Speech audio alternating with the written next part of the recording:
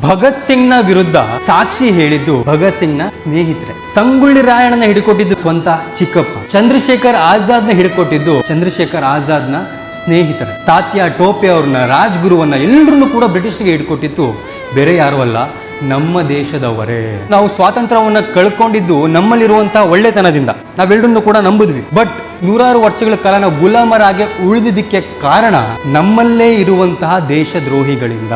ಇವತ್ತು ಭಾರತ ಬೇರೆ ದೇಶಗಳಿಂದ ಒಂದು ಆಕ್ರಮಣವನ್ನು ಎಷ್ಟು ಅನುಭವಿಸ್ತಿದೆಯೋ, ದೇಶದ ಒಳಗೆ ಇರುವಂತಹ ಜನಗಳಿಂದನೂ ಕೂಡ ಅಷ್ಟೇ ಆಕ್ರಮಣವನ್ನ ನಮ್ಮ ಒಂದು ದೇಶ ಎದುರಿಸಿದೆ. ಸೊ ದೇಶಭಕ್ತರ ಒಂದು ಅಗತ್ಯ ನಮ್ಮ ದೇಶಕ್ಕೆ ಎಷ್ಟಿದೆಯೋ, ದೇಶದ್ರೋಹಿಗಳನ್ನ ಗುರುತಿಸುವಂತಹ ಮತ್ತು ಅಂಥವ್ರನ್ನ ಎಂಟರ್ಟೈನ್ ಮಾಡದೇ ಇರುವಂತಹ ಒಂದು ಅವಶ್ಯಕತೆ ಕೂಡ ನಮ್ಮ ಸಮಾಜಕ್ಕಿದೆ ಮಕ್ಕಳು.